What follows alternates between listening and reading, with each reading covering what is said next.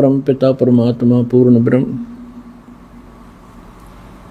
सर्व सृष्टि रचनहार कबीर भगवान ने हम सभी प्राणियों के ऊपर एक विशेष कृपा की है। उन्होंने स्वयं आकर के हमें ये ज्ञान कराया है कि हम क्यों जन्म रहे हैं, क्यों मर रहे हैं। जिस संपत्ति और जिस संतान को हम सुरक्षित रखने के लिए दिन रात प्रयत्नशील रहते हैं और हमारी आंखों के सामने ये सब नष्ट हो जाता है, ये क्या कहानी है। पुण्यात्माओं, हमें कोई ये ज्ञान देने वाला नहीं था, जिस कारण से हमें इसका कोई विकल्प दिखाई नहीं दिया। हमने ये एक फाइनल मान लिया, जन्म और मृत्यु होगी, बच्चे होंगे, इनकी परवरिश कर दें, इनका विवाह कर दें, इनको रोजगार मिल जाए, इनको संतान हो जाए, फिर हम बेशक मर जाएं, ये और भी तो मर ही रहे। और हम संतान की इच्छा किस लिए करते हैं कि हमारा वंश चले, मेरा नाम चले। तो परमात्मा ने आके बताया है कि जिस वंश की आशा में आप संतानों उत्पत्ति करते हैं या जिनको संतान नहीं होती, वो इतना बेसब्रा हो जाता है किसी भी प्रकार परमात्मा एक संतान दे। वो भगवान भी बाद में मांगता है, पहले भगवान से संतान ही मांगता है। तो परमात्मा हमें याद दिलाते हैं कि कुछ तुम पीछे और कुछ भविष्य में झांको। आप केवल वर्तमान में ही सीमित हो गए हो। यदि हम अपने भूत में झांकते हैं, बैक में देखते हैं, तो क्या बताते हैं परमात्मा ने स्वयं आकर अपनी प्यारी आत्मा गरीबदास जी को ज्ञान दिया है। उन्होंने क्या बताया है, भाई आगे गए ना बावड़े, आगे यानी जो पहले जा चुके हैं, आगे गए ना बावड़े, ये रहते भी सब जाही, बिन साहिब की बंदगी कहीं ठोर ठिकाना नहीं। हमारे दादे परदादे चले गए, उनका कहीं नामो निशान नहीं। अब वो ना जाने किस प्राणी के शरीर में दुख पा रहे होंगे, और वो ये आशा किए बैठे थे मेरा कुल चले। उनका कुल भी चल गया, उनको क्या मिला, और उनसे पहले का कुल कहाँ गया जो सारा मर चुका है, नामो निशान नहीं उनका। तो यहां परमात्मा बताते हैं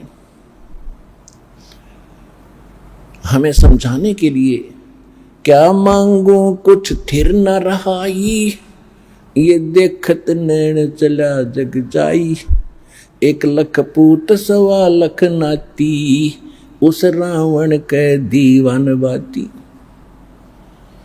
आप एक संतान प्राप्त करके यदि बधाई बांट भी लोगे 2 दिन, परमात्मा कहते हैं रावण के तो 1 लाख थे, 1 लाख पुत्र थे, और आज उसके कोई दीपक लगाने वाला शेष नहीं, उसका नामो निशान, कुल भी समाप्त, रावण भी अंत, और राज भी गया। तो हमें परमात्मा ये याद दिलाना चाहते हैं, ये तो आपको याद दिलाए कि पहले यानी पीछे जो कुछ हो चुका है उसकी ये दशा है। वर्तमान में आप देख ही रहे हो, या कोई प्राणी सुखी नहीं, और सभी की आशा इच्छा होती है मैं करोड़पति बनूं, घना धनी हो जाऊं, बढ़िया कोठी बनाऊं, एक कार ले लूं, जग में मेरी इज्जत हो। क्योंकि हमने इतनी ही पढ़ाई पढ़ रखी अभी तक, तो परमात्मा कहते हैं ये सब कुछ भी हो गया। ऐसे बहुत हैं जिनके पास कोठियां हैं, उनके पिछले पुण्य संस्कार से बड़ी बड़ी कारें हैं, उनके पास संपत्ति भी बहुत है, और आप देख भी रहे हैं कि एक पल में ना जाने किसकी मृत्यु हो जाती है। बड़े बड़े सेठ अपने ही हेलीकॉप्टर के अंदर मृत्यु को प्राप्त हो जाते हैं दुर्घटनाग्रस्त हो जाने से। आगे क्या होगा, आगे के लिए परमात्मा सत्र करते हैं। फिर पीछे तू पशुआ की जय गद्दा बैल बनाई, और ये 56 भोग कहाँ मन बोरे, कहीं कुर्डी चरने जाए। अब ये हमारा अब ना विश्वास हो रहा, क्योंकि सारी सुविधा है और मन में ऐसी चाबी भर रखी इस काल भगवान ने, वो काम करना है, वो करना है, वो रह गया है, ऐसा वो करूंगा चलो। तो ये भी काल की ही प्रेरणा, और काल ने आपको विवश कर रखा है।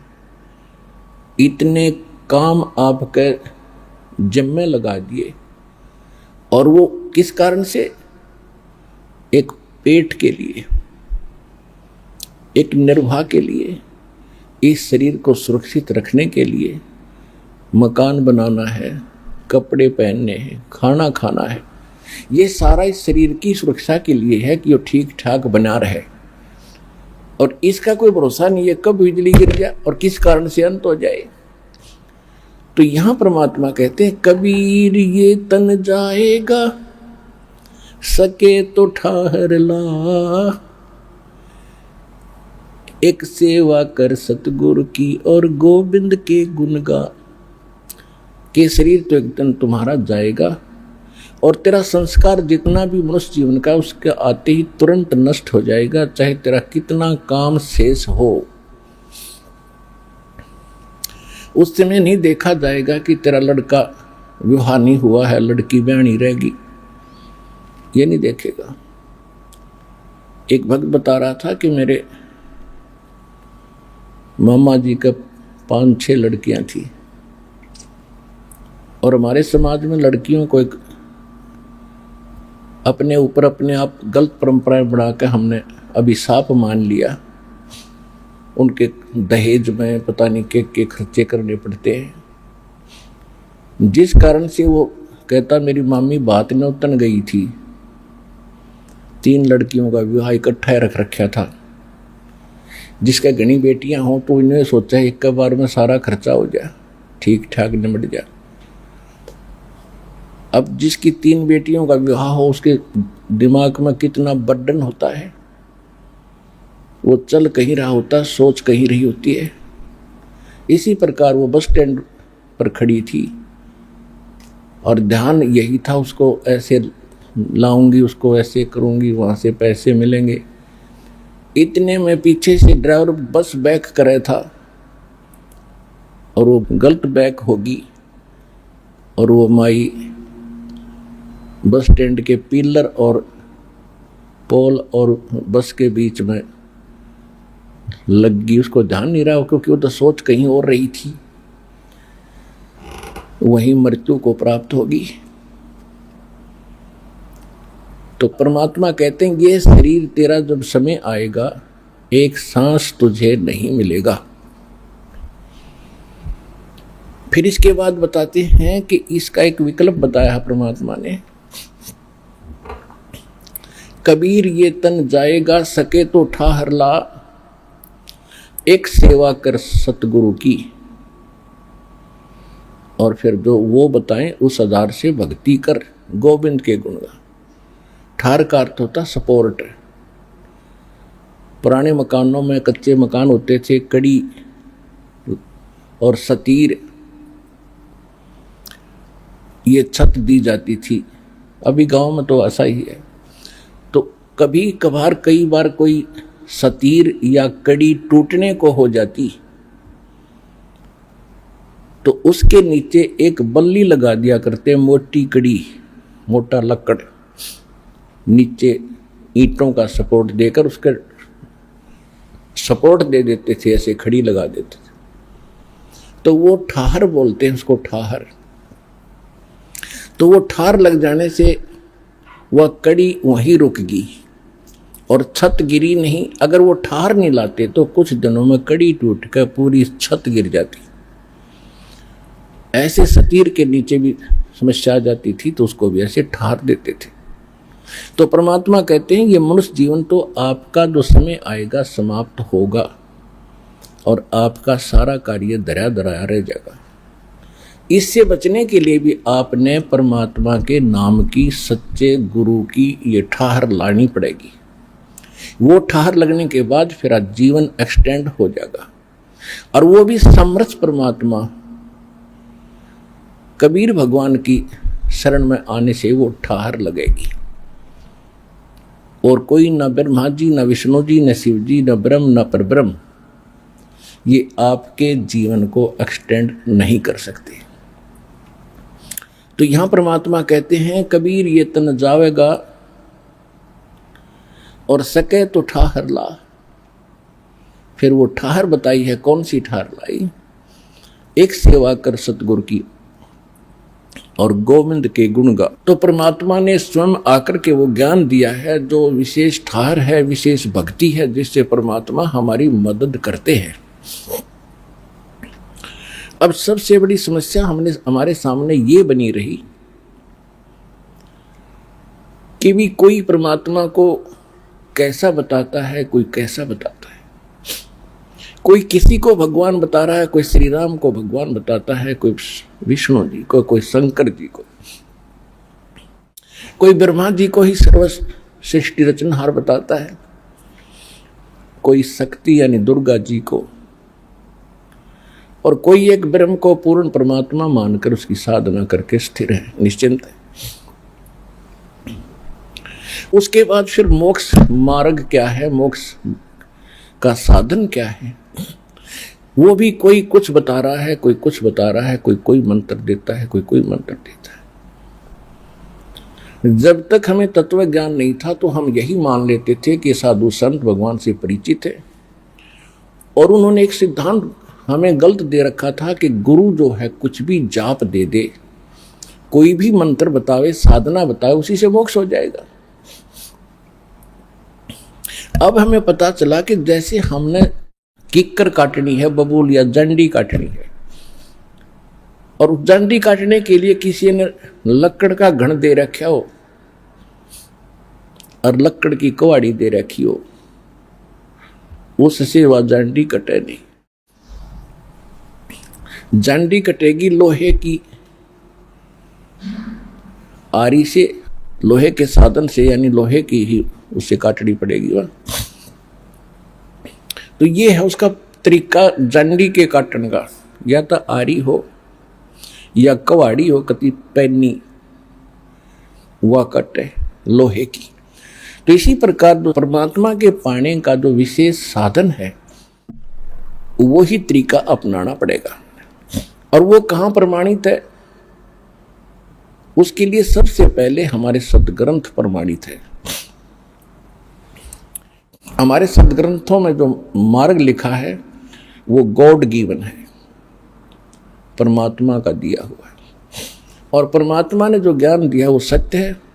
बाकी अन्य जीव की ऋषि जो हैं, ऋषि हैं ब्रह्मा विष्णु महेश हैं, ये जीव संज्ञा के अंदर है।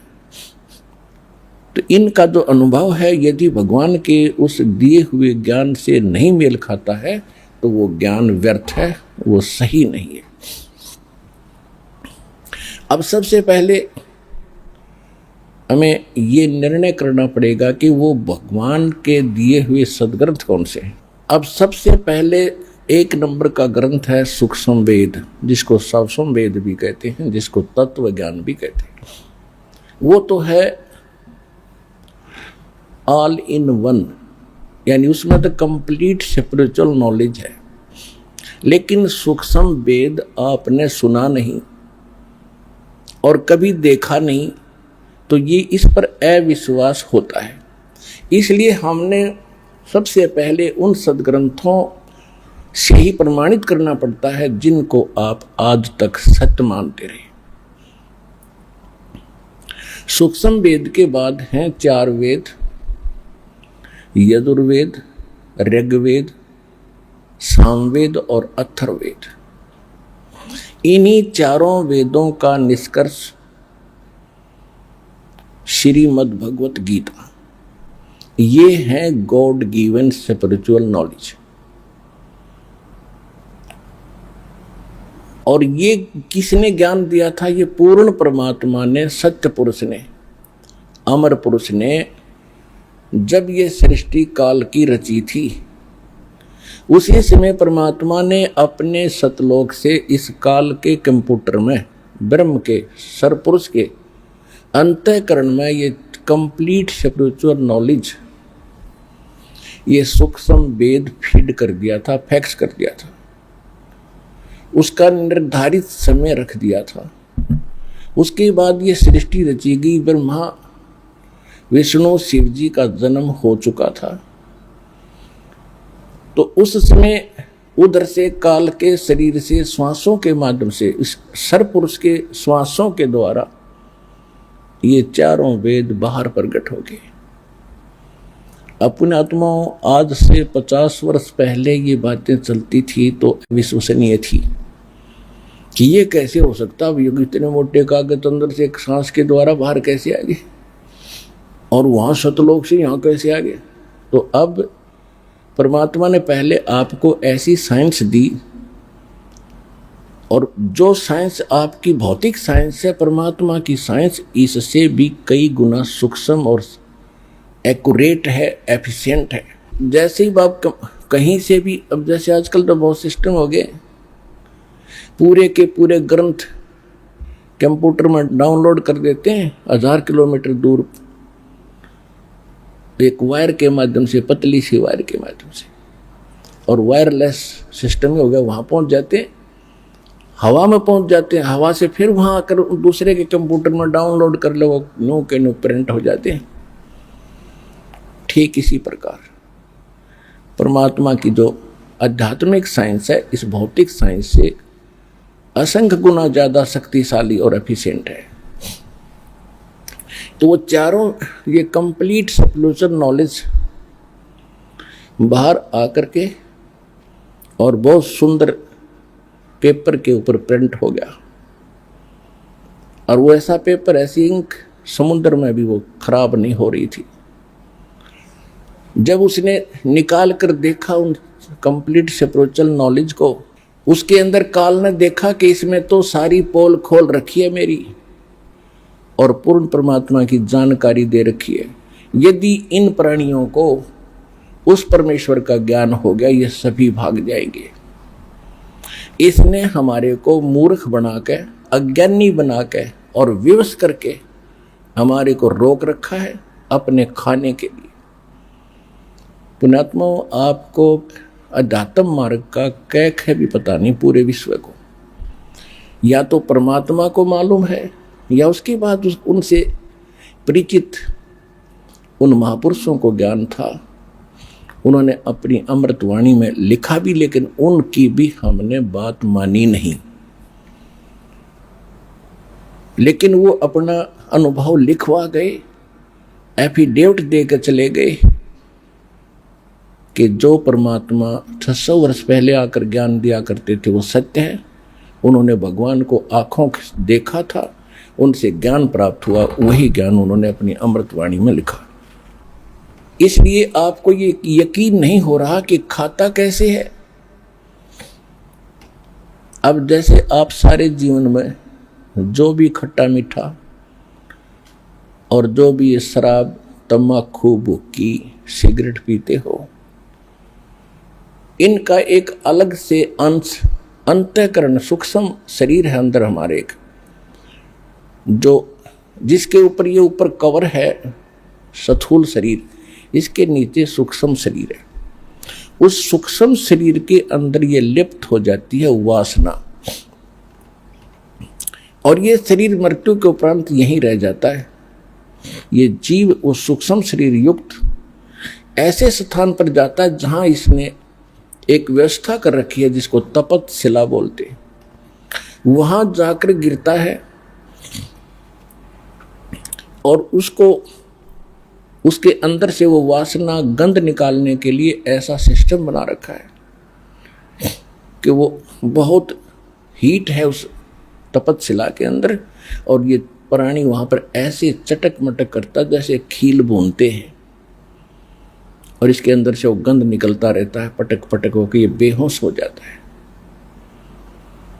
और जिसके अंदर ज्यादा वासनाएं होती हैं, ज्यादा जिसने शराब पी रखी, तंबाकू पी रखा हो या और बकवाद कर रखी है, तो वो ज्यादा समय तक तपतशिला पर दुख पाते हैं, उनसे ज्यादा मटेरियल होता है काल का। उसके बाद फिर वहां से उनको फेंक दिया जाता है अपने कर्मानुसार। वो कहीं जाओ, कोई गधा बनो, कुत्ता बनो, सुअर बनो, चाहे राजा बनो, चाहे देवता बनो, वो बाद की बातें। अब जैसे बादाम ऊपर से खाने का नहीं है, उसके अंदर गिरी है। जिसने कभी सिस्टम देखा ना हो तो कोई कहे ये बादाम है, बहुत अच्छा है, तो अनजान व्यक्ति ये सोचेगा तो दांत भी ना गढ़ते, इसने खावा कैसे। उसके फोड़ने के बाद पता चलता उसके अंदर खाने की वस्तु कोई और है। ठीक इसी प्रकार इस काल ने आप जी को यहां धोखा देकर क्या हुआ है। जैसे कसाई बकरे पालता है, परमात्मा ने आकर अपनी प्यारी आत्मा धर्मदास जी को बताया, और वही ज्ञान अन्य महापुरुषों को दिया और गरीबदास जी को बताया कि जैसे कसाई बकरी पालता है, उनके लिए सब सुविधा देता है, उनके लिए एक चरागाह बनाता है, शेड डालता है, झोंपड़ी, चारों तरफ हिंसक प्राणियों से, पशुओं से बचाने के लिए बाड़ करता है, अंदर ही तालाब बनाता है और 2-3 पाली रख देता है उनको संभालने के लिए। तो वो भोले प्राणी, भोले बकरे बकरियां नरमादा छोड़ देता है, वो बच्चे पैदा करते हैं, उनमें कितनी ममता जितनी आप और हम की अपने परिवार के अंदर है। और उनमें आपस में भी कोई बकरा बकरी किसी के बच्चे को कोई सिर मार देता है तो फिर उसके साथ लड़ने मरने को तैयार हो जाते हैं, यानी उस बच्चे के माता पिता कि तुमने मेरे बच्चे को क्यों मारा। तो वही वृत्ति जो हमारे अंदर है, वही पशु बने हैं, उनमें जोंकी तो वही है। आपस में हम लड़ते रहते हैं और हम सभी आहार काल के हैं। तो जिस समय वो बकरे सोचते हैं कि ये हमारा मालिक कितना रहम है, इसके अंदर कितना दयालु है और कितना मेहरबान है, हमारे लिए कितनी सुविधा दे रखी है, और उस समय वो भूल जाते हैं जब उनको शाम को कान पकड़ पकड़ कर ले जाता है। उस समय वो नहीं देखता किसका बेटा है, कौन किसकी बेटी है, कौन किसकी मार, कौन किसका बाप है। एक तरफ से मोटे मोटे छांट के और कड़च करवा देता है। पुण्यात्माओं, कुछ दिन में आपका यह बात कति हृदय में जम जाएगी कि हमारा यहाँ उद्देश्य क्या है जीने का। हम किस लिए पैर पीट रहे हैं, एक सेकंड का कोई विश्वास नहीं कब बिजली गिर जाए। और फिर हम छोटी छोटी बातों पर एक दूसरे के साथ झगड़ा करते हैं। हम पहले ही दुखी, जब हमें ज्ञान होगा कि हम सारे दुखी यहां पर, और फिर दुखी को दुखी हम करें, हम कितने नीच हैं, कितने निकम्मे आदमी हैं। हम स्वयं एक काल के जाल में, कसाई के बाड़ी में हैं, और फिर भी हम एक दूसरे साथ लड़ रहे हैं। हमें तो अपनी जीवन की रक्षा की भीख मांगनी चाहिए परम पिता समर्थ से। हे भगवान, किसी प्रकार इस कसाई के बाड़े तक निकाल दो, इस कसाई के घेरे तक हमें छुड़वाओ दाता। परमात्मा ने अब समय धर दिया था कसाई के बाड़े को तोड़ने का। अब ये समय है, कसाई का बाड़ा तोड़ दिया, और जिस पर निकला जाओ निकल जाओ।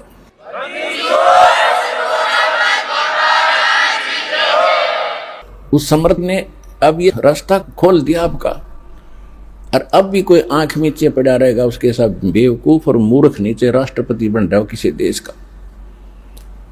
ये ज्ञान जब हृदय में समाओगा, क्योंकि समाएगा, क्योंकि हमने रामायण घोट रखी, महाभारत कंठस्थ याद कर रखे थे, उनके दादे परदादा के नाम घोट रहे थे जिनकी कति जरूरत नहीं हमने, हम इसे मूर्ख थे। अब हमने अपने कुल को याद करना पड़ेगा। कबीर साहब क्या कहते हैं कबीर कुल खोए कुल होत है, कुल राखे कुल जाए, राम ने कुल कुल भेंट लो, सब कुल रहा समाए। कहते हैं कुल खोए कुल होत है और कुल राखे कुल जाए। हम अपने वंश को बचाने के लिए और भगवान से दूर रहते हैं, उसी यानी परिवार के पोषण में, उसे के सब कुछ करने में हम भगवान के लिए समय नहीं निकाल पाते हैं कि मेरा परिवार है, मेरा कुल चले। कहते यूं कुल तो रहेगा ही नहीं, ये तो तेरा वंश रहेगा ही नहीं, एक दिन नष्ट होगा। फिर क्या बताते हैं कि कुल खोए कुल होत है और कुल राखे कुल जावे, और कहते राम ने कुल कुल भेंट लो, जिसमें सब कुल रहा समाए। आप उस कुल में आ जाओ जैसे आप इस दास के वचन के बेटा बेटी होगे। दो प्रकार से वंश है यहाँ पर, एक तो बिंद से यानी माता पिता के संयोग से, एक तो वो कुल है, वो कुल तो नासवान है, और एक कुल है जो वचन के बेटा बेटी होगे। आपने दास से दीक्षा ली, आप मेरे वचन के पुत्र पुत्री होगे, आप एक राम कुल हो गया, आपका भगवान वाला वंश शुरू हो गया। अब आपके जो बच्चे आ रहे हैं वो भी दास से दीक्षित होंगे, तो ये कुल आपका सदा रहेगा और सतलोक में जाके वो कुल फिर अविनाशी बन जाएगा।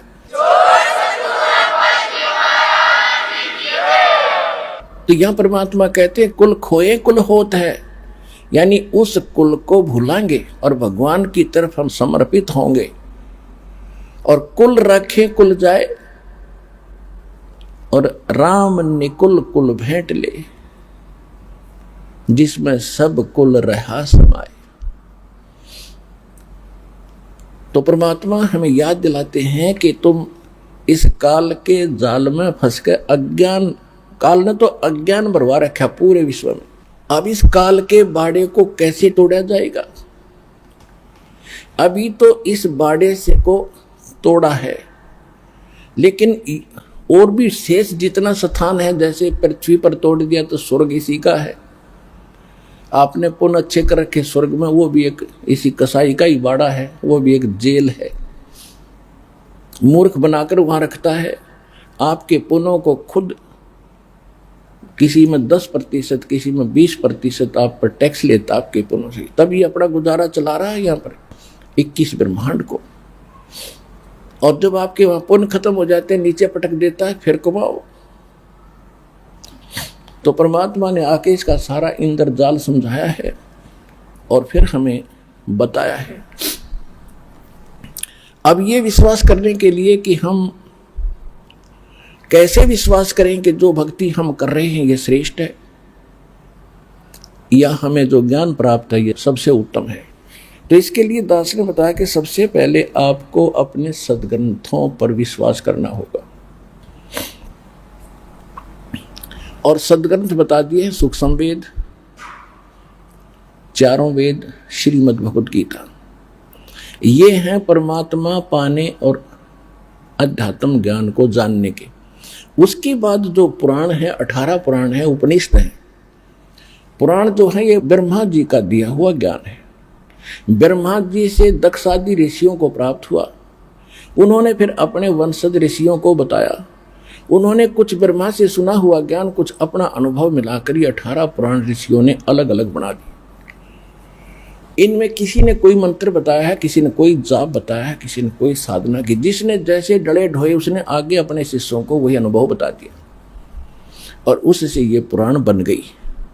उसके बाद जैसे ये पवित्र बाइबल के अंदर 3 बुक हैं, होली बुक, जंबूर, तौरात और इंजिल, इन तीनों का संग्रह बाइबल है। उसके बाद चौथी बुक है कुरान शरीफ। अब गरीबदास जी ने कहा कि वही 4 वेद हैं और वही 4 कतेब, यानी इन वेदों का जो ज्ञान है काल ने क्या किया, सूक्ष्म वेद को निकाल दिया, जिसमें पूर्ण ज्ञान था, भगवान कौन है, कैसा है, कहाँ रहता है, उसकी प्राप्ति कैसी हुआ, क्या सुख है, लेकिन परमात्मा के डर से इसने कुछ वेद रख लिए, क्योंकि आत्मा भगवान के बिना रुक नहीं सकती, इसको मालूम था। तो इसको मूर्ख बनाने के लिए इनकम्प्लीट नॉलेज दे दिया 4 वेदों का, और उसी का सारांश फिर सूक्ष्म बना करके श्रीमद् भगवत गीता इसी ने खुद बोल दिया। कुछ वेदों का ज्ञान, कुछ युद्ध कराने के लिए इसने अपनी बकवाद भी इसमें साथ में भर दी श्रीमद् भगवत गीता में। तो इस जो वो 4 किताबें हैं, उसमें उस काल ने वो ज्ञान नहीं दिया, क्योंकि वो पहले दे चुका है जो उसने बोलना था श्रीमद् भगवत गीता में 4 वेदों में। उसके बाद उसने अक्षेत्र वाइज जैसा भी उनको सेटिंग करनी थी उसी तरह की ज्ञान दे दिया कि ये पड़े रहें और यहाँ दो, कुछ भी खाओ पियो, कुछ भी करो, अपने कर्म फोड़ो। ना वेदों में कहीं मांस खाने का, ना श्रीमद् भगवत गीता में मांस खाने का प्रावधान है, किसी भी विकार का प्रावधान नहीं है। रही बात अन्य पुराण या कुरान या बाइबल में, जहाँ तक उस परमात्मा का दिया हुआ ज्ञान है वो तो बिल्कुल स्वच्छ है। जैसे पवित्र बाइबल में, और प्रथम बुक है तौरात। बाइबल में उत्पत्ति ग्रंथ में सबसे पहले लिखा है कि परमात्मा जो पूर्ण है उसने 6 दिन में सृष्टि रची, और उसने मनुष्यों के लिए, पशु पक्षियों के लिए, जितने भी प्राणी हैं उनके लिए खाने का विधान बता दिया कि मनुष्यों के लिए तो फलदार और बीजदार पौधे, और पशु पक्षी और जलचरों के लिए घास फूस खाओ, नथिंग एल्स। तो वो परमात्मा तो 7 दिन में सृष्टि रच के, पृथ्वी आदि बना के और जीवों की उत्पत्ति करके वो तो 7वें दिन तख्त पर जा बैठे। उसके बाद इस काल भगवान ने बागडोर संभाल ली। ऋषि ने अपने 3 पुत्रों ब्रह्मा विष्णु महेश के द्वारा यही प्रेत या प्रेत की तरह प्रवेश करके स्वयं भी उनमें बोलने लग गया। तो पवित्र बाइबल में या आगे पवित्र बाइबल में उससे आगे कहीं पर भी कोई मांस खाने का प्रावधान है या कुरान शरीफ में मांस खाने का प्रावधान है तो वो अल्लाह अकबर का नहीं है, वो पूर्ण परमात्मा का नहीं है, वो तो काल के इन फरिश्तों का है। तो वो हमने माने नहीं है। तो इसी प्रकार जो मूल ग्रंथ हैं परमात्मा पाने के, वो 4 वेद और श्रीमद् भगवत गीता, और नहीं है। या तो परमात्मा वाला सूक्ष्म वेद तो वो तो अलग ही है, लेकिन जो आप जिस पर विश्वास अधिक करते हो उनमें से ये है मार्ग, ये है वो ग्रंथ। और इनमें कौन से मंत्र हैं परमात्मा पाने के? ओनली ओम मंत्र है 4 वेदों में और श्रीमद् भगवत गीता। उसके साथ साथ उन्होंने एक ऑप्शन भी छोड़ा है गीता ज्ञान दाता ने कि कंप्लीट स्पिरिचुअल नॉलेज परमात्मा स्वयं आकर बोलता है अपने मुख कमल से। श्रीमद् भगवत गीता अध्याय नंबर 4 के श्लोक नंबर 32 में। इसमें यहाँ इन अज्ञानी अनुवादकर्ताओं ने, गीता अनुवादकर्ताओं ने अज्ञान भर दिया, जहाँ इनकी बुद्धि स्लप करके काम नहीं करा, क्योंकि ज्ञान तो इनको था ही नहीं। उसमें लिख रहा एक ब्रह्मणे मुखी शब्द है, ब्रह्मणे मुखी, 4थे अध्याय के 32वें श्लोक में। इन्होंने यहाँ अनर्थ कर दिया, ब्रह्मणे मुखे का अर्थ कर दिया वेद की वाणी, ब्रह्म का अर्थ वेद कर दिया ब्रह्मणे का। एक मोटे से दिमाग की बात है, जैसे संविधान और राजा 2 हैं, ब्रह्म है राजा भगवान और वेद है उसका विधान। इसी प्रकार राजा और उसका विधान, जहाँ संविधान की महिमा हो, जहाँ राजा की महिमा हो, राजा का अर्थ कोई संविधान करता है तो महामूर्ख व्यक्ति है। तो ब्रह्मणे का अर्थ है पूर्ण परमात्मा सच्चिदानंद घन ब्रह्म। इन्हीं अनुवादकर्ताओं ने 17वें अध्याय के 23वें श्लोक में गीता जी में लिखा है, वहां ब्रह्मणे, वहां भी ब्रह्मणे शब्द है। ओम तत् सत इति निर्देश ब्रह्मणे त्रिविध समर्थ है। ब्रह्मणे वहां इन्होंने ठीक अनुवाद किया, सच्चिदानंद घन ब्रह्म यानी परम अक्षर ब्रह्म परमात्मा को पाने का इस 3 मंत्र के जाप का निर्देश है। निर्देश माने नथिंग एल्स, इसके अतिरिक्त कोई मंत्र नहीं उस परमात्मा के पाने का। ओम तो ब्रह्म का। श्रीमद् भगवत गीता अध्याय नंबर 15 के श्लोक नंबर 16-17 में 3 पुरुष हैं। पुरुष माने प्रभु, ब्रह्म एक सरपुरुष, उसको सरब्रह्म कहो, 21 ब्रह्मांड का स्वामी है। और दूसरा अक्षर पुरुष, अक्षर ब्रह्म कहो उसको, वो 7 संग ब्रह्मांड का स्वामी है। और इन दोनों के लोकों में जितने इनके अंतर्गत प्राणी हैं, और ये स्वयं भी नाशवान है, लेकिन जीवात्मा किसी की नहीं मरती, हो तो विषय अलग है। 15वें अध्याय के 17वें श्लोक में तुरंत कहा कि उत्तम पुरुष है तू अन्य परमात्मा इति उदारते। पुण्यात्माओं, ये है सूक्ष्म वेद और ये है गीता का ज्ञान। इसमें कितना गजब कोड वर्ड लिखे हैं कि उत्तम पुरुष है तू अन्य।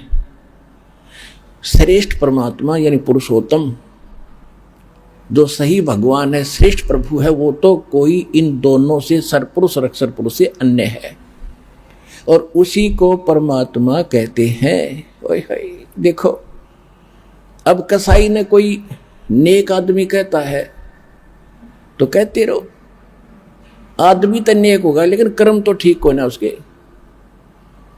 तो यहां बताया परमात्मा का अर्थ है वो परम शक्ति जो सबसे परम श्रेष्ठ है और जो केवल सुख देता है, दुख नहीं देता। वो मारता नहीं, पैदा जरूर करता है, वो मारता नहीं। उसको परमात्मा कहा जाता है। और इस कसाई काल को परमात्मा कह रहे हैं। किसी का बेटा मारा, किसी की बेटी मारी, किसी का कुछ मारा, किसी की टांग टूट गई, किसी कैंसर हो रही, हाहाकार मचारे, बुच्चड़ खाना, ये पूरा है। कोई जीव सुखी, चाहे कितना अपना चिकना चौपड़ा दिखता, चाहे पूरी पृथ्वी का राष्ट्रपति हो, अंदर से खोखले हैं सभी बिना भक्ति के। तो परमात्मा ने हमें दृढ़ करना चाहा है कि तुम किस लोक में पड़े हो। अब क्या बताते हैं कि परमात्मा इति उदारते, उसको भगवान कहा जाता है। ओए होए, उसको परमात्मा कहते हैं। यह लोक धर्म अविषय विवर्ती अवेश्वर है, जो तीनों लोकों में प्रवेश करके सबका धारण पोषण करता, वास्तव में वो है अविनाशी परमात्मा। अब यहाँ कुछ भले आदमी जो हठ धर्मी हैं, जो छोटी मोटी कोई संस्था चला रहे हैं या कोई गुरु पद प्राप्त हैं, वो क्या मूर्ख बनाते हैं अपने शिष्यों को कि रामपाल 15वें अध्याय के 18वें अध्याय का जिक्र क्यों नहीं करता। उसमें ये गीता ज्ञान दाता कहता कि मैं पुरुषोत्तम हूं। उनकी अकल तो पत्थर तो पड़े हुए हैं पहले से ही। वो चाहते हैं कि शिक्षित लोगों को भी मूर्ख बनाए, लेकिन अब वो समय जा लिया है। अब मूर्ख नहीं बनेंगे हम। अब सुनो 15वें अध्याय के 18वें श्लोक में क्या कहा है। अब जो उसने बताना था वो बता दिया कि श्रेष्ठ परमात्मा पुरुषोत्तम तो कोई और है। 18वें अध्याय के 62वें श्लोक में भी कहता कि अर्जुन तू सर्वभाव से उस परमेश्वर की शरण में जा, उसी की कृपा से तू परम शांति को, सनातन परम धाम को प्राप्त होगा। अब 15वें अध्याय के 18वें श्लोक में जो वो कहता है कि मैं लोक वेद के आधार से, लोक वेद होता है सुनी सुनाई बातें, दंत कथा। जैसे हम लोक वेद सुन रखे थे कि ब्रह्मा विष्णु महेश का कोई माता पिता नहीं, और विष्णु जी सर्वेश्वर हैं, शंकर भगवान मृत्युंजय कालज्ञ सर्वेश्वर, सर्व सृष्टि के रचनेहारे, सबके पालन पोषण करने वाले, ये अजर व अमर है, इनका कभी नाश नहीं होता। ये था लोकवेद। और ये लोकवेद पूरे हिंदुस्तान के अंदर हिंदू धर्म के करोड़ों भक्तों ने सत्य मान लिया था। अब इसका वास्तविकता का पता चला, ये नासवान, इनकी जन्म मृत्यु होती है, इनके माता पिता हैं। ये है यथार्थ ज्ञान, और वो था लोकवेद। तो ये गीता ज्ञानदाता 15वें अध्याय के 18वें श्लोक में कहता है कि मैं तो लोक वेद के आधार से पुरुषोत्तम प्रसिद्ध हूं। किस लिए? क्योंकि मेरे अंतर्गत जितने प्राणी हैं मैं इनसे तगड़ा हूं, इनसे श्रेष्ठ हूं, ये मेरे कंट्रोल में। बस इतना प्रभु है, ये इतना पुरुषोत्तम है। 21 ब्रह्मांड में जितने प्राणी इनसे ताकतवर है, ये 1000 कला का भगवान है। और ब्रह्मा विष्णु महेश ये 16 कला के भगवान हैं।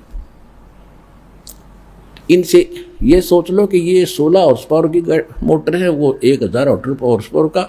और कबीर साहब तो थर्मल प्लांट है, पावर का अंत नहीं उसका।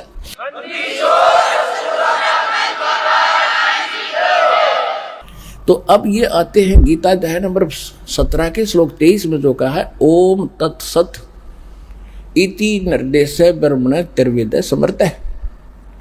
यहां इन्होंने ब्रह्मण का अर्थ सही कर दिया, सच्चिदानंद घन ब्रह्म, यानी उस परम अक्षर ब्रह्म को पाने का केवल ओम तत्सत यही एक 3 मंत्र का प्रावधान है, निर्देश है, और कोई नहीं। ओम तो ब्रह्म का, वेदों में केवल ओम नाम है। गीता अध्याय नंबर 8 के श्लोक नंबर 13 में गीता ज्ञानदाता कहता है, ओम इति एकाक्षरम ब्रह्म व्यवहारण माम अनुस्मरण यह प्रयाति तजन देहम स याति परमाम गति। मुझ ब्रह्म का केवल एक ओम मंत्र है, नथिंग एल्स, इति बस यही। और अंतिम सांस तक जो इसका सिमरण करता हुआ शरीर छोड़कर जाता है, वो ओम से मिलने वाली परम गति को प्राप्त होता है। ओम से मिलने वाली परम गति कौन सी है? क्योंकि ब्रह्म का जाप है तो ब्रह्म लोक प्राप्त होता है। गीता अध्याय नंबर 8 के श्लोक नंबर 16 में यह भी स्पष्ट कर दिया है कि ब्रह्मलोक में गए हुए प्राणी भी पुनरावृत्ति में हैं, उनकी जन्म मृत्यु कभी समाप्त नहीं होती। और ये गीता ज्ञानदाता स्वयं भी कहता है दूसरे अध्याय के 12वें श्लोक में और चौथे अध्याय के 5 और 9 श्लोक में और 10वें अध्याय के 2 श्लोक में कि अर्जुन तेरे और मेरे बहुत जन्म हो चुके हैं, तू नहीं जानता, मैं जानता हूं। मेरी उत्पत्ति को ये देवता भी नहीं जानते, क्योंकि ब्रह्मा विष्णु महेश भी इसी से जन्मे हैं। तो पिता की डेट ऑफ बर्थ बच्चे नहीं जानते, दादा बताया करें। तो दादाजी ने आकर बता दिया कबीर भगवान ने कि ब्रह्मा विष्णु महेश के माता पिता ये ज्योत स्वरूपी निरंजन और दुर्गा है। इनका कैसे जन्म हुआ, कब हुआ, उन्हें सारी डेट बता रखी, वो स्थान बता रखी।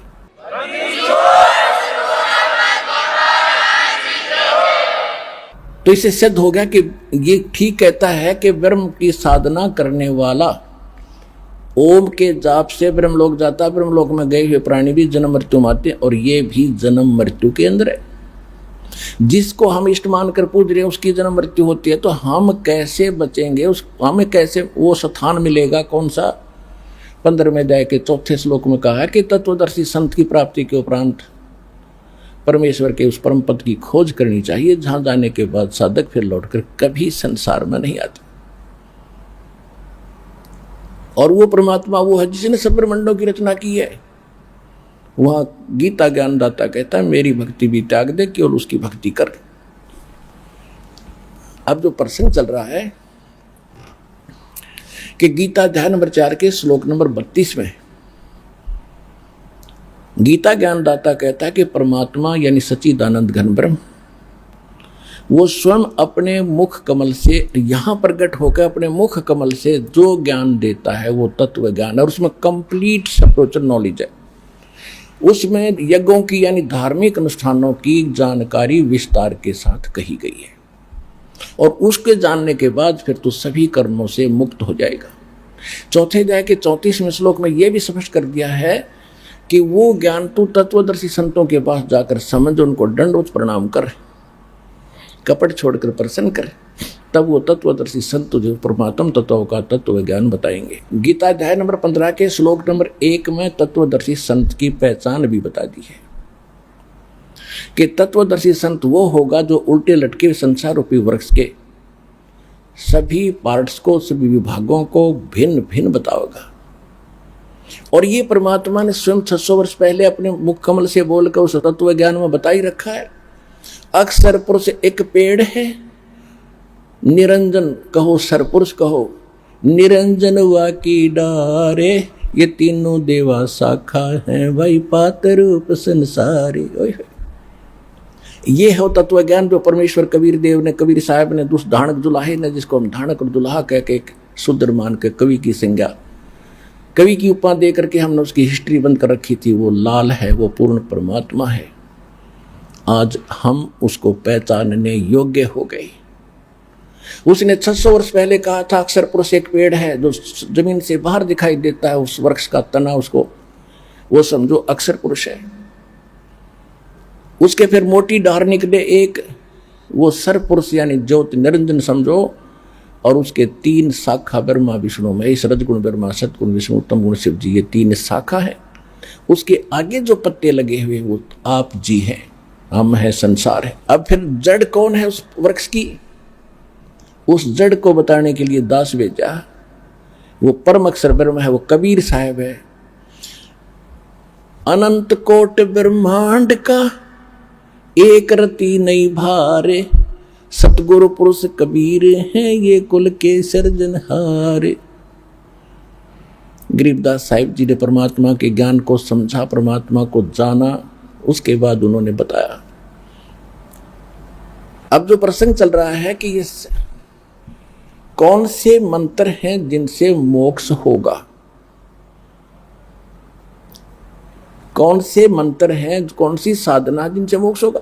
तो पहले तो आप जी को उन सदग्रंथों से प्रमाणित करूंगा कि जिनको आप सत्य मानते रहे। वेद और गीता ये गॉड गिवन स्पिरिचुअल नॉलेज है। रही पुराण या कोई उपनिषद है, ये उपनिषद ऋषि महर्षि साधकों के अपने अनुभव है। और जो वेदों और गीता से उनकी साधना नहीं मिलती है तो उनका आगे लिखा अनुभव भी बकवाद समझ लेना। वो जिनका बीज ही नहीं मिलता, जैसे कोई कहता मैं आम का पेड़ बो रखा है मैंने, और आम की सुनी सुनाई महिमा भी बताता, उसके फल बड़े मीठे हैं, तो बीज बताता है, दिखाता ये बीज है, तो वो बीज है बबूल का, पहचान लिया हमने। क्योंकि उनकी साधना जो थी वो तुलना करनी है वेदों और सूक्ष्म वेद से और उन महापुरुषों से जिन्होंने परमात्मा पाया, परमात्मा ने सीधा आकर उनको सीधा ज्ञान दिया। तो उन्होंने कौन सी साधना की, वो उनका बीज मंत्र है। यदि उनका बीज ही नहीं मेल खाता तो उनकी जो अनुभव है आगे लिखा वो भी बकवाद पावेगी।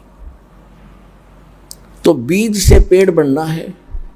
बीज मंत्र कौन से हैं जो हमारे वेदों और सूक्ष्म वेद में लिखा हुआ, जिन महापुरुषों को भगवान स्वयं आकर मिले, उनको सतलोक दिखाया, उनको फिर वो विधि बताई अपने मुख कमल से, उस तत्व ज्ञान से उन्होंने जो साधना की और फिर उनको परमात्मा मिले, उन्होंने अपना अनुभव लिख रखा। उन महापुरुषों की वाणी में जो उन्होंने साधना की वो फाइनल मंत्र है।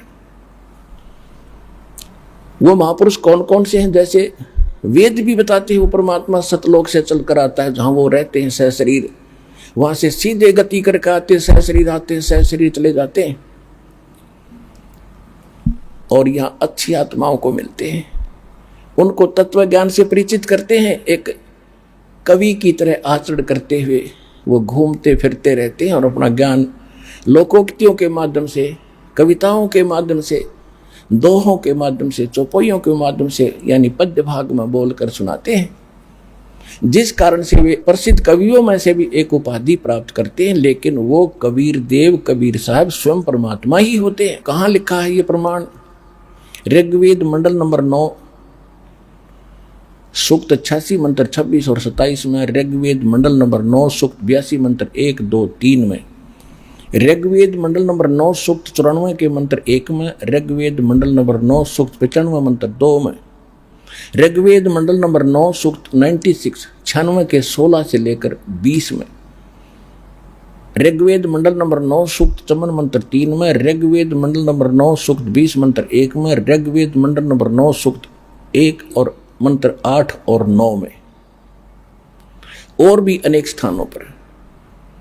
इन सब का सारांश जो दास ने अभी बताया था कि वो परमात्मा सतलोक में रहता है, वहां मानव सदृश शरीर है, राजा के समान, उसको देखें तो राजा के समान उनकी छवि है, सिर पे मुकुट है, ऊपर छत्र है, सिंहासन पर विराजमान है। और वो परमात्मा अपने वहां उनका शरीर का जो नूर है, तेज है, बहुत ज्यादा है। एक रोम यानी बाल में करोड़ सूर्य मिला दे, करोड़ चंद्रमा, तो भी फीके पड़े। अगर वो परमात्मा एज इट इज यहाँ आ जाए तो हमारी तो उल्लू की तरह ये चरम दृष्टि बंद हो जाएगी, जैसे उल्लू सूर्य नहीं देख सकता। इसलिए परमात्मा अपने शरीर को, अपनी बॉडी के प्रकाश को हल्का करके तब हमें यहाँ आकर मिलते हैं, अच्छी आत्माओं को मिलते हैं, उनको ज्ञान से परिचित कराते हैं। और वो परमात्मा ऊपर धूलोक के तीसरे पृष्ठ यानी तीसरे स्थान पर विराजमान है। सतलोक के 3 पोर्शन हैं। जैसे दिल्ली के अंदर एक तो ग्रामीण दिल्ली बाहर क्षेत्र है, फिर बाजार बजूर आ गया और बीच में फिर अपनी राजधानी है। ऐसे ही वह परमात्मा को ऐसे सतलोक में 3 पोर्शन है। तो इस जो परमात्मा लीला करते हैं इस तरह वो किस किस को मिले हैं? आदरणीय धर्मदास साहिब जी को, आदरणीय मुल्कदास साहिब जी को, आदरणीय नानक साहिब जी को, आदरणीय दादू साहिब जी को, आदरणीय गरीबदास साहिब जी को, गांव छुड़ानी जिला जुद्दर हरियाणा वाले को, आदरणीय गीसा दास साहिब जी को, गांव खेखड़ा जिला बागपत उत्तर प्रदेश वाले को, और आदरणीय रामानंद जी बनारस वाले को। तो उन महापुरुषों ने भी परमात्मा के कौन से मंत्र जाप किए, कौन सी साधना उन्होंने की जिससे उनका मोक्ष हुआ। हम मानते हैं इन महापुरुषों का मोक्ष हुआ। और जितना भी राधा स्वामी पंथ उसी से निकली प्रांत, जय गुरुदेव, धन धन सतगुरु, सच्चा सौदा, सिरसा और जगमाल वाली और दनौद भिवानी में और आगरा में, ब्यास में, और ठाकुर जी ने एक नया अलग से बीज बो दिए। ये सारा का सारा गुरु ग्रंथ साहिब से प्रेरणा पाकर श्री शिवदयाल जी, श्री शिवदयाल सिंह जी, ये पंजाब के रहने वाले थे सरदार जी। इन्होंने जैसा भी ग्रंथ साहिब में गुरु ग्रंथ साहिब को पढ़ा या गरीब परमात्मा कबीर जी की वाणी को पढ़ा, जैसा उसकी बुद्धि ने काम किया, उन्होंने सतलोक सचखंड के खूब गीत गाए और नाम क्या बताया, और फिर परमात्मा का अनुभव क्या बताया उसने अपना, कि परमात्मा वहाँ केवल नूर ही नूर है, प्रकाश ही प्रकाश है, चेतन ही चेतन है। और आत्मा का मोक्ष कैसे बताया, कि आत्मा मोक्ष प्राप्त प्राणी, आत्मा परमात्मा के उस नूर में ऐसे मिल जाती है जैसे बूंद समुद्र में। ये तो इन अज्ञानियों का अनुभव है। और वास्तविकता क्या है? जिन महापुरुषों ने परमात्मा को देखा, सतलोक को देखा और वापस आए, उन्होंने बताया कि हमारे जैसा भगवान है, हमरा ही उनिहार है, हमारा सृजनहार। और वेद बताते हैं कि वो सह शरीर है, उसके एक रोमकूप में करोड़ सूर्य मिला दे, करोड़ चंद्रमा इतना प्रकाश है। यह वाणी भी बोलते सुनाते रहे। और वहां ऐसी सृष्टि है जैसे काल ने तो डुप्लीकेट बना रखी है, मिट्टी के खिलौने बना दिए, वहां ओरिजिनल सोने के ये शरीर समझो, कभी नाश में नहीं आते वो। और ऐसे ही बिल्कुल एज इट इज, जो कि जो डुप्लीकेट है या उसका। और वहां आपके ऐसे परिवार हैं, आपके पहले के यूं के यूं मकान वो खाली पड़े वहां पर। अरे भक्ति करते जाओगे, अपने वहां जा करके बसोगे। न्यू सृष्टि है, न्यू रिश्तेदारियां हैं, सैर सपट्टे खूब करो, अपने आते जाते, वहां कोई काम में कोई नहीं। अब देखो हम रिश्तेदारी में जाते हैं, 2 मिनट नहीं लगती, चले वापस फटाफट। हम पहले पुराने समय में हम देखे जाते थे, एक हफ्ता डटका करते रिश्तेदारियों में, क्योंकि पहले अब माया की आग नहीं थी इतनी। और कितना प्यार होता था, किस तरह रहते थे वो दास ने, क्योंकि दोनों जमाने देख लिए, इसलिए खूब पता है उसका। और वर्तमान में जो आपस में कितना प्रेम रह गया रिश्तेदारों का। ब्याह होकर लड़की घर पर अच्छा जाती है, पहले तलाक की तैयारी हो जाती है, ये रिश्तेदारी रहेगी, कति नैतिकता गिर गई आपस में, ना बड़े छोटे का लिहाज रहा। पहले शर्माया करते, जैसे हम जाते थे घर वाले पहले शिक्षा देते थे, बेटा किसी तो गलत ना बोलियो, अपनी मौसी जी को, मौसा जी को प्यार से बोलियो, प्रणाम करियो, वो कुछ भी कहें उलाने दे सुन लीजियो। और अब क्या कहें, बता नहीं क्या कह दें बच्चे अपनी, यानी बहन की सास को या ससुर को ऐसा बेहुद्दे शब्द बोल देते। तो कहने का भाव यह है कि रिश्तेदारी बिना ढंग की रही है हमारी। तो वहां जाने के बाद बहुत सुख है, एज इट इज है। वहां कभी मृत्यु नहीं, वृद्धावस्था नहीं, ये 5 तत्व नाड़ियों का जोड़ जुगाड़ का शरीर नहीं है वहां पर। वहां कोई मलमूत्र नहीं, जितना भी खाओ शरीर के अंदर कंज्यूम हो जाता है। ऐसी बॉडी दी परमात्मा, ना थूक है, ना कुछ और है, ना कुछ, ऐसा सुंदर शरीर। तो इसलिए तो उसकी तरफ है लोगों ने, राजाओं ने राज भी त्याग दिया उस सुख स्थान को पाने के लिए। लेकिन रास्ता ना मिलने से भटको इस संसार में, कितने धक्के खा लो, कितने परित्याग कर लो, व्हाट इज यूज। तो अब परमात्मा ने वह दया करी है आपके ऊपर, वो समय भी दिया है, आपको शिक्षा भी दी है, आपको ज्ञान भी श्रेष्ठ दे दिया। तो हम उसी प्रसंग पर लाते हैं कि जैसे इन महापुरुषों को परमात्मा मिले तो इनमें से एक आदरणीय गरीबदास साहिब जी की थोड़ी सी कहानी सुनाऊंगा, जिससे एक तो आपको ये विश्वास होगा कि जो परमात्मा से मिलकर आया है जो प्राणी, और फिर उसने ये ज्ञान लिखा है। हम 3 दिन लगातार पाठी इस ग्रंथ को पढ़ते हैं, गरीबदास साहिब जी को जो भगवान ने ज्ञान दिया, कबीर साहब ने। और परमात्मा ने 600 वर्ष पहले कबीर भगवान ने अपनी अमर वाणी लिखवा भी दिया, धर्मदास जी को बता भी दिया। कबीर सागर में कबीर वाणी चैप्टर है, उसके 136 और 137 पृष्ठ पे, जिसमें 12 पंथों का ज्ञान दिया है। काल ने कहा था 12 पंथ करूं मैं साजा, नाम तुम्हारा ले करूं आवाजा। और 12 पंथ नाम जो ले ही सो मेरे मुख आन समोही, और अनेक पंथ चलाऊं या विद जीवों को भरमाऊं। 12 तो ये गिनती के हैं। उसके बाद ये राधा स्वामी पंथ, धनधर सतगुरु पंथ, निरंकारी पंथ, हरिया सारा अमर साधु सुधान शिवाड़, ये कृपालु कृपुल के सारे काल के पंथ हैं। और विशेषकर जो राधा स्वामी पंथ है, एक सतलोक के गुण गावे, सचखंड सतपुरुष बतावें, इन्हें कह का पता नहीं। तो उसमें परमात्मा ने कहा कि संवत 1774 हुई, वो गलती से 75 प्रिंट है वहां पर। ता दिन प्रेम प्रगटे जग सोई। संवत 1774 में मेरी प्यारी आत्मा का जन्म होगा, गरीबदास जी का। वो बर्म पंथ का प्रवर्तक होगा और मेरी वाणी का प्राकट्य होगा, मेरी वाणी को वो प्रकट होगा। बर्म पंथ प्रगट हो वाणी, शब्द हमारे का निर्णय ठानी।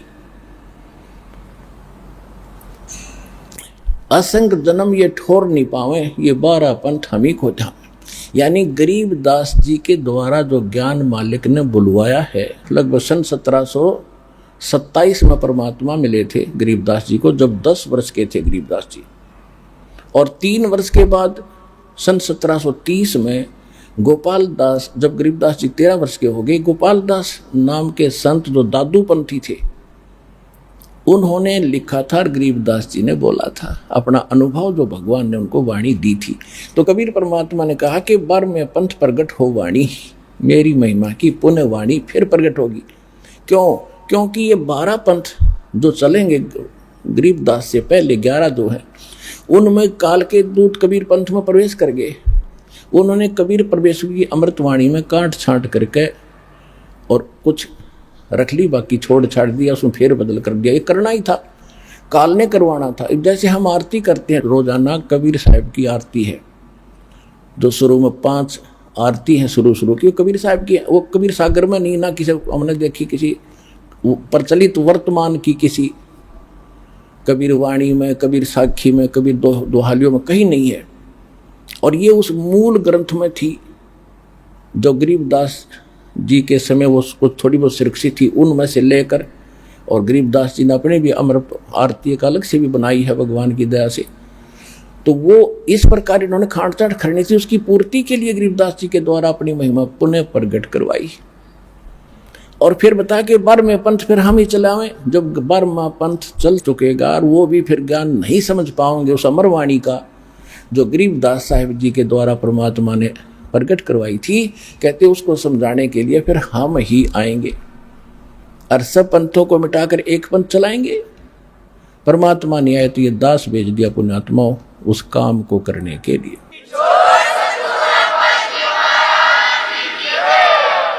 आदरणीय गरीबदास साहिब जी का जन्म गांव छुड़ानी, जिला जज्जर, हरियाणा में हुआ। वहां पर इनके नानके थे। इनकी माता जी का कोई भाई नहीं था, जिस कारण से गरीबदास जी के पूज्य पिता श्री बलराम जी धनखड़ गांव करोथा के रहने वाले थे, जहां अपना आश्रम है। और वो वहां छुड़ानी के अंदर वो घर जमाई के रूप में रहा करते थे। उनके गरीबदास जी के नाना जी के जमीन बहुत गड़ी थी, लगभग 1300-1400 एकड़ जमीन थी। 1400 एकड़। किसान थे, जाट थे। और तो वहीं रहा कर रहने लग गए थे। वहीं पर गरीबदास जी का 12 वर्ष रहते हो गए थे तब जन्म हुआ था। जब 10 वर्ष के गरीबदास जी हुए, खेतों में गौवें चराने के लिए जाया करते थे। पहले ऐसे ही यही अपने दैनिक कार्य जिसके परंपरागत जो व्यवसाय होते थे वही करते थे। श्री कृष्ण जी भी गायें चराया करते थे और उनके दूध को, बच्चों को बेचकर अपना निर्वाह किया करते थे। ऐसे गरीबदास जी के वहाँ अपनी जमीन बहुत घनी, 1400 एकड़, 2500 बीघा, बड़ा बीघा होता था, जो जिससे 5 बीघे से 1 एकड़ बनता वर्तमान का। तो उस समय वो बीघा इन बीघों के 4.25 बीघे का 1 बीघा होता था, 4.25 यानी लगभग किला ही हो जाता था, 1.25 बीघा कम। तो इस प्रकार वो 2500 के बीघे के 1400 एकड़ बन जाते हैं, 1350। इतनी जमीन थी और वो जंगल में पशु चराया करते थे, गौओं के साथ पाली जाते थे, 10 वर्ष के बालक थे। अब कहते गोता मारूं स्वर्ग में जा बैठूं पाताल, गरीबदास ढूंढता फिरूं अपने हीरे मोती लाल।